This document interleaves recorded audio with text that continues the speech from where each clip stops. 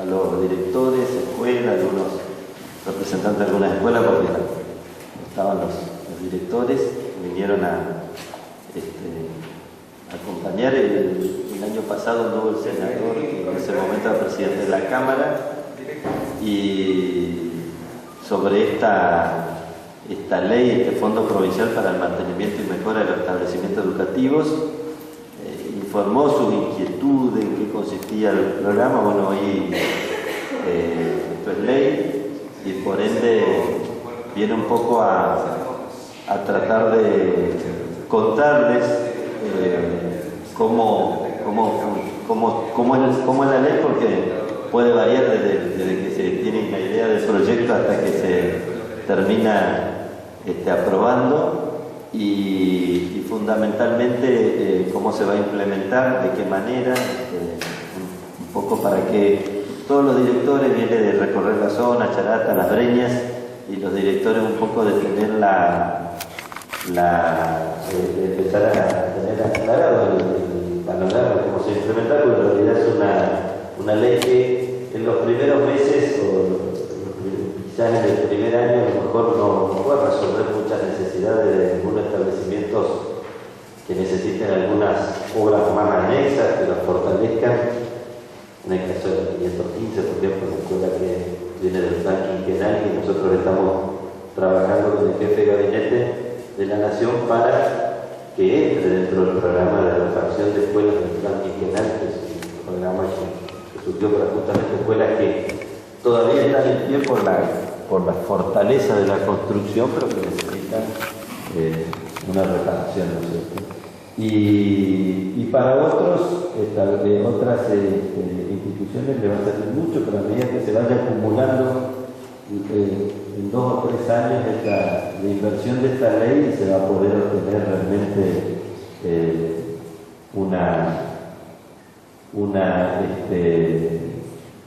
una cuestión que pueda servirle y que realmente vean ya que es fructífero, ¿no? Es decir, como toda cosa, al principio quizás no pueda resolver tantas necesidades que se fueron acumulando, pero que sí, después se va a ver que es un fondo que va a hacer de que las escuelas no se caigan, y que después no le saca tanto dinero al Estado recuperarla, ¿no es cierto? Bueno, ese era el mecanismo. Se acaba que la escuela esté imposible de ingresar, y recién ahí se ponía una inversión que en ese sentido le salía mucho dinero al gobierno. Así que le voy a ayudar con él, con el senador Rodolfo Aguilar, a quien le agradecemos que venga a nuestro pueblo, que venga a ponerse en contacto con todos ustedes, y bueno, y agradecemos también esto porque antes de esta ley, el sostenimiento más directo que tenían los directores era ir a la municipalidad, al intendente. A veces nosotros no podíamos llegar a todos, resolver todo, y muchas veces un año elegíamos una institución y el año siguiente en la institución a que habíamos trabajado se presentaba otro problema, digamos, que no había sido, y nosotros ese año ya teníamos planteado atacar resolver en otra institución, y bueno, teníamos que volver a la misma, eso atrasaba las cosas, así que el Fondo Federal Solidario, que nos permitía por ahí hacer algunas de estas cosas, el año pasado había tenido un desfasaje muy importante, porque obviamente no había soja de lo que se nutre ese fondo con la retención al cultivo de la soja. Entonces, por la sequía, ¿no? Y al no haber ingreso de ese dinero, se nos hacía muy difícil. Y se fueron acumulando obras sociales, obras viales y obras educativas, digamos. Y hoy la soja se está recuperando, pero bueno, están también las obras viales, las obras sociales que se suman a las educativas, y bueno, por ahí, nos cuesta tener que elegir por dónde empezar a partir de que el fondo se va recuperando, así que esto va a ser una gran ayuda, y al cual agradecemos que haya sido el gestor de esta ley y que pueda estar hoy en manos de todo el establecimiento educativo de la provincia. Así que gracias, Eduardo, y buenas tardes, y gracias por venir. Buenas tardes, ya lo había saludado al maestro, muchas gracias, Gaby. Nosotros queríamos pasar también por acá porque que fue uno de los lugares en los que realizamos en su momento una reunión regional para un poco perfeccionar la idea de la ley, ¿no es cierto? Cuando yo esta ley la presenté en marzo del año anterior, en el 2013, cuando estaba como presidente de la Cámara, y después la fuimos trabajando en distintas reuniones regionales con docentes. Surge a partir de lo siguiente, de lo que seguramente podemos encontrar aquí también, pero yo recorro habitualmente las escuelas y es, digamos, una de las tareas fundamentales que hago. Y siempre, obviamente, están los requerimientos, así como le sucede a los intendentes, los requerimientos, a veces por los sanitarios, a veces lo que tiene que ver con iluminación, a veces con seguridad, a veces por el tema del calor con aire acondicionado, ventiladores, ¿no? Todo ese tipo de requerimientos. Y uno trata de dar respuesta en la medida que puede, pero el punto es que hace falta algo más sistemático, que ataque el problema de manera más general, ¿no es cierto? Y que tenga en cuenta lo siguiente: entonces los establecimientos educativos presentan demandas, pero la provincia, como decimos, tiene más de 2.000 edificios educativos a lo largo de todo su territorio, que encima es muy grande. Entonces, para las pequeñas reparaciones, es muy difícil hacer eso desde una oficina centralizada en Resistencia, ¿no es cierto? Infraestructura, ustedes saben, se mueve, recorre. Aparte, es el área que ahora tiene en marcha la elaboración de los proyectos para toda la construcción de nuevas escuelas y para la ampliación de nuevas escuelas, o sea que un gran número de tareas, y se hicieron más de 500 escuelas nuevas, reflexionadas nuevas en los últimos años, de manera que es un gran número de tareas. Entonces cuesta dar respuesta de manera centralizada. Entonces la demanda siempre de los maestros es, bueno, presentamos la nuestra infraestructura, pero resulta que no llega. Y por ahí son cosas que, a diferencia de las ampliaciones, a diferencia de las construcciones nuevas, no son problemas tanto de recursos como en ese caso, sino problemas de la logística para estar en tiempo y forma, y llegar con la respuesta en tiempo y forma. Por ahí son pequeñas cosas, pero que significan mucho en cuanto al deterioro del ambiente físico en el que se realiza la tarea. Y eso obviamente que afecta, no es lo mismo estar en un lugar bien cuidado que estar en un lugar que se está cayendo, ¿no? Se hace el trabajo de la misma manera, los alumnos no están de la misma manera, los docentes no están de la misma manera, ¿no? Entonces, son pequeñas cosas, pero que tienen un efecto importante, digamos, que también reflejan, bueno, la prioridad que uno le da a esto. Nosotros hicimos una gran inversión en edificios nuevos o refaccionados, ¿no? Pero la verdad, y como mencionaba con el caso de la escuela de Parque General, el sistema educativo en mantenimiento tiene una desinversión de por lo menos 4 décadas. Es decir, se inauguran las cosas y no se las mantienen. Y pasa en general con todas las instituciones públicas, pasa con comisaría, pasa con registro civil, pasa con hospitales, con centros de salud. Es decir, no hay del Estado una cultura de mantenimiento y muchas veces no hay desde la sociedad tampoco una cultura de cuidado de lo público. Entonces, la verdad es que las cosas se van deteriorando. Y después surge justamente toda la tarea benéfica que hacen los profesores ahí, o los maestros remando la buena común, las cooperadoras, después lo que pueden hacer los intendentes con las dificultades. En los lugares más chicos, en la ciudad más grande, los intendentes directamente se desentienden del problema. En las ciudades más chicas, los intendentes saben que cada problema que pasa te lo vienen a traer y en consecuencia. Entonces, surgen todas esas acciones, pero no llega a ser algo sistemático. Entonces, lo que nosotros apuntamos es a, como lo habíamos pedido esa vez, generar una ley que descentralice los fondos a las escuelas, para que los maneje cada comunidad educativa, ¿no es cierto? ¿Qué sería ideal? Lo ideal sería tener una ley que considere los metros cuadrados de cada escuela y la antigüedad de cada escuela, pero eso es muy complejo de establecer en una ley toda esa información sobre tantos edificios educativos. Entonces lo que uno termina haciendo es lo posible en la ley, ¿no es cierto? Lo que hemos establecido es un fondo en función de la matrícula de cada escuela, que tiene una cierta relación, obviamente, con los metros cuadrados. Está relacionado, la escuela que está más apretada, algunos más holgados, pero en general la matrícula está relacionada con el tamaño de las escuelas. Obviamente, ¿eso qué significa? Que por ahí una pequeña escuela rural muy antigua, estos fondos que le van a llegar en función de la matrícula no le van a resolver los problemas. En ese caso, pondrán una base, pero infraestructura no desaparece, nada por el estilo. Se sigue reclamando infraestructura, se sigue para que como que realice las tareas más de fondo, ¿cierto? Y esto será con fondos de mantenimiento.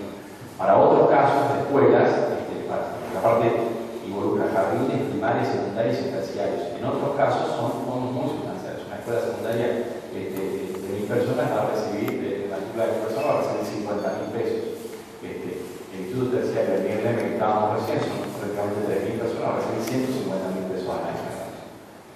que la ley prevé son un fondo por alumno por año, ¿no es cierto? Y ese fondo se va actualizando todos los años, así lo previmos en la ley, en función del índice de costo de la construcción, para no perder su poder adquisitivo, ¿cierto? Que más o menos toma en cuenta cuánto varía el precio promedio de los materiales. Ese fondo es de, como digo, en el 2014 arranca con 50 pesos por alumno. Nosotros cuando lo presentamos en marzo, 50 tenía más poder adquisitivo que ahora, pero bueno, es el fondo con el monto con el que arranca en el 2014, ¿no es cierto? Y después eso se va actualizando. ¿Qué orientaba a qué? Bueno, mantenimiento. Esto quiere decir la posibilidad de intervenciones, poner la membrana, la pared que tiene humedad, ¿no es cierto? Lo que tiene que ver con fluorescente, iluminación, lo que tiene que ver con electricidad, lo que tiene que ver con seguridad, es decir, todo ese tipo de cosas. Al mismo tiempo prevé la posibilidad de también mejora, como es decir, la compra, por ejemplo, de un aire acondicionado, la compra de ventiladores, ese tipo de cosas, está contemplada la posibilidad de realizar la ley, porque hay edificios nuevos que tienen mucha más altura, por ahí no tienen inmediatamente la necesidad de una manutención, pero sí la compra de determinadas cosas para mantener la calidad de eso o la buena comodidad en la que se realiza el servicio. O sea que está orientado a ese tipo de cosas. Como les digo, refacciones más grandes, más fundamentales, esas hay que seguir tramitándolas ante infraestructura que no desaparece. Por otra parte, esto lo pueden gastar en mano de obra, invertir en mano de obra, materiales y, como les digo, algunos equipos durables. Pero lo que estaría bueno es encontrar la forma, como lo hemos hecho hasta ahora, de multiplicar los recursos de la deuda.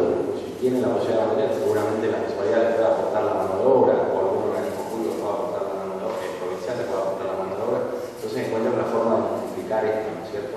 Lo pueden gastar también en mano de obra, pero sería bueno seguir consiguiendo los recursos de otra vez.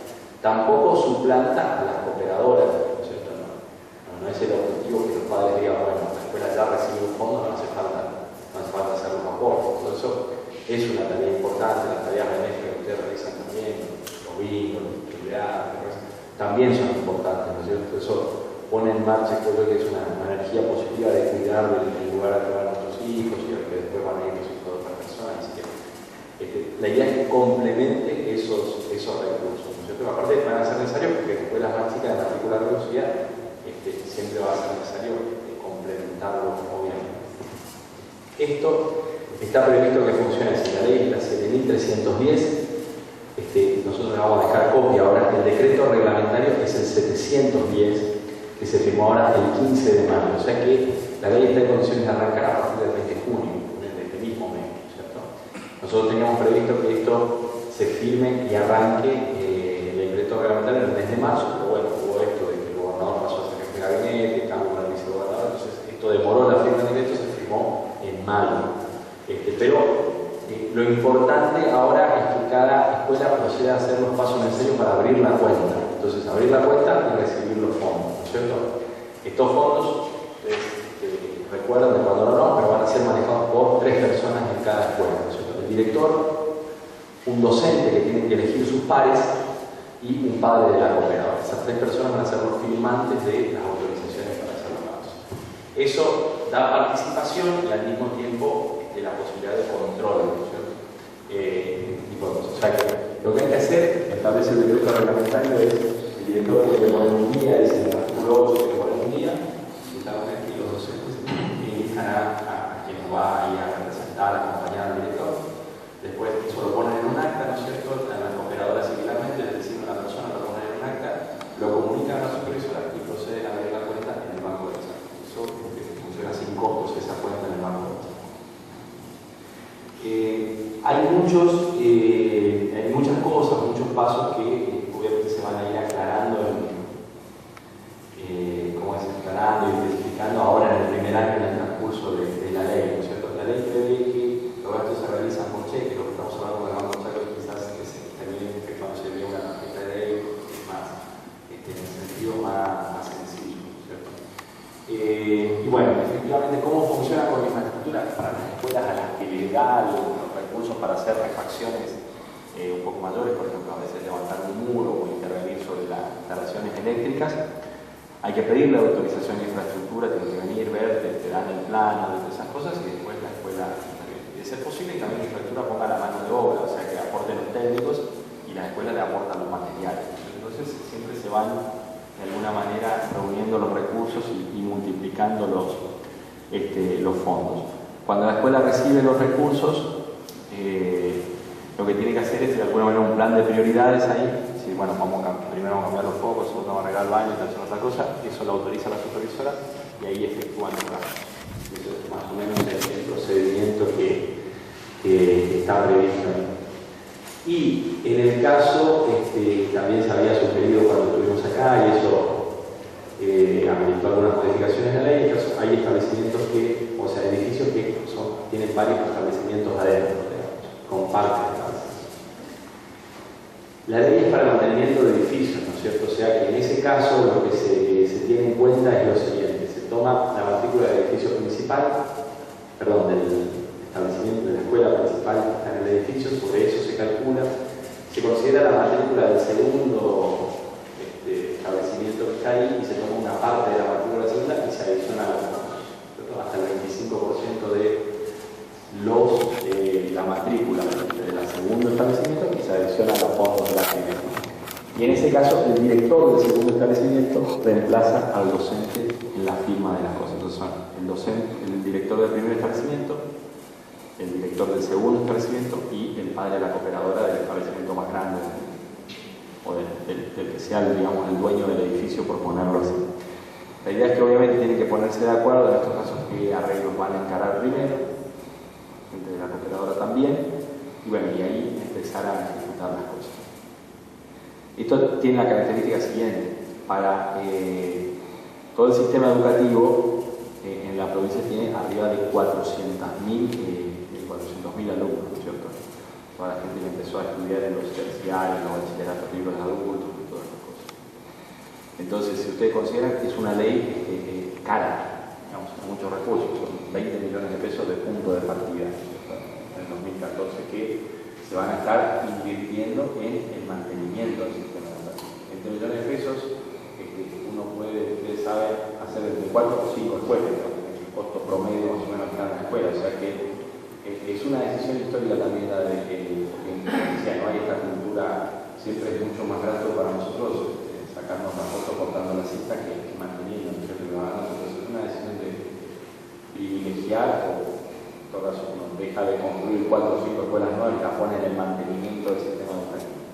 Pero la provincia no tiene 20 millones de pesos en marzo o en abril, digamos, ustedes informan la matrícula y ahí se le deposita todo, es el momento en el que arrancan los aumentos del sueldo de docentes, de empleados públicos, todo. Entonces, en ese momento, 20 millones de pesos son una suma sustancial, en cualquier momento lo son, digamos.